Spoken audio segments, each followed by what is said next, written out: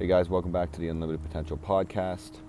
I guess that's what we're calling it. It's a podcast vlog, whatever the hell it is. But big shout out to the Toronto Raptors this weekend, taking a W, heading on to the NBA Finals. Really happy for that. A lot of people were excited downtown Toronto. You see the videos all over the internet. Lots of great stuff. So yeah, shout out to Nick Nurse and bringing all those guys together and leading them to the championship. That was their goal at the beginning of the season, and that's what they got. So yeah, hopefully we can get down to Jurassic Park soon. It'd be great to see them live outside Scotiabank Arena. But yeah, big shout out to the Raptors as we're looking to move forward, win that NBA championship, bring it back home for the sixth. That's for sure. But today, I've been on this topic of balance for the past few weeks, actually probably a few months now. It all started back with me and a friend of mine, Pat Curran, fellow strength coach as well. The Kaizen Strength Coach on Instagram. Make sure you give him a follow. We were talking about this concept of balance, and when it came to training, when it came to life, and how key it is to really, I wouldn't say success, but more happiness in general. Just making sure you're balancing out things when it comes to your home life, when it comes to your work life. And I'm really not a huge believer of work-life balance. I think it's more, Luka Hocevar spoke about this, more like work-life flow, where you kind of, your home life and your work life flow together, and it just seems more, it's more natural, and it just kind of like the word says itself, flows more for you.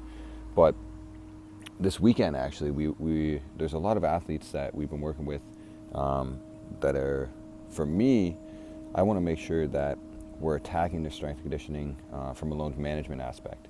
Particularly, I have an athlete a football player who, he is coming off a torn ACL. He got his ACL surgery back in December, so it's been about 6 months. And he does a lot. I give him a lot of respect, and I appreciate where he's coming from in terms of his work ethic. But we were talking about together just finding that balance between working hard and working smart. And I think that's key when it comes to training and it comes to strength and conditioning, because you don't want to be, when it comes to movement and when it comes to exercise selection, you don't want to be leading yourself down a road of imbalances. And that can happen very easily, whether it's the lower body, upper body. People aren't doing enough pulling compared to pushing. And it happens not only with athletes, but with general population people as well. So when it comes to training, I'm just going to give a few tidbits kind of on balancing out your training. Stuff that I've noticed in my training, I've noticed with the people that I've worked with in the past as well.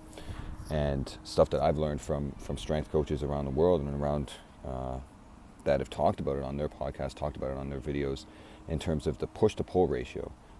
When it comes to pushing, so say for example, a push exercise would be a bench press.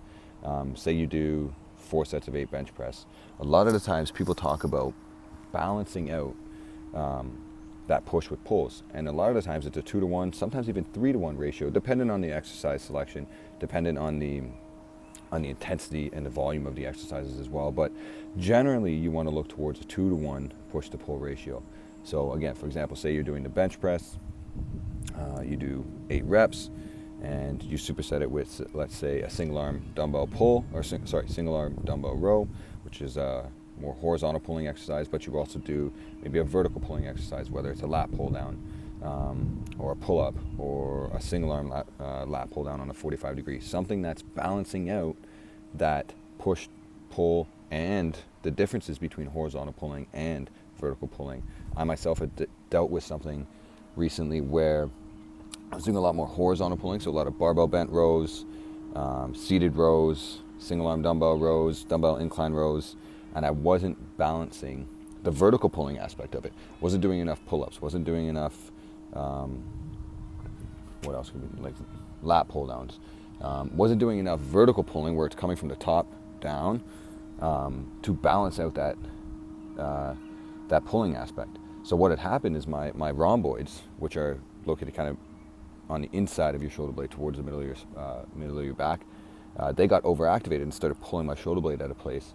And that was causing a lot of pain anteriorly at the front of my shoulder, as well as just neck pain in general. And again, shout out to my sports therapist, Jason, the sports therapist on Instagram. He was able to diagnose that, and he helped me really just kind of balance out my training and really look towards finding that the right amount of volume, the right amount of pulling ratios in order to kind of reset and recalibrate my shoulders. And since then, I've been doing a lot of vertical pulling, a lot more vertical pulling, upper trap work than I had done in the past. And that's certainly helped balance out my push to pull ratios, and it's helped me kind of deal with a little bit of injuries, I guess I would say I've dealt with my shoulders. Both shoulders I've separated, so that doesn't help in general. But when it comes to load and injury management, I guess going back to the athlete I was talking about, he works really hard, does a lot, and we were trying to find that balance between hard and smart. And for him, he's very quad dominant. You know, he's got huge quads, very strong athlete. But especially with an ACL, and this is something that, you know, I'm learning constantly, you want to make sure that, you know, your hamstrings are very important. They're the priority when it comes to stabilizing the knee and producing power as well. So we had noticed when we got assessed by Jason over at Jason Sports Therapist that our athlete here, he was very quad dominant in comparison to his hamstrings, and we really had to work on developing that hamstring strength. But that's where that element of balance comes in. Not only just we talked about with this athlete, the balance between working hard and working smart, and that load management perspective where he's not doing too much too early or too much all the time, which is pretty much what it is. But finding that balance between his quads and his hamstrings is key for him right now, leading up to a big season for him.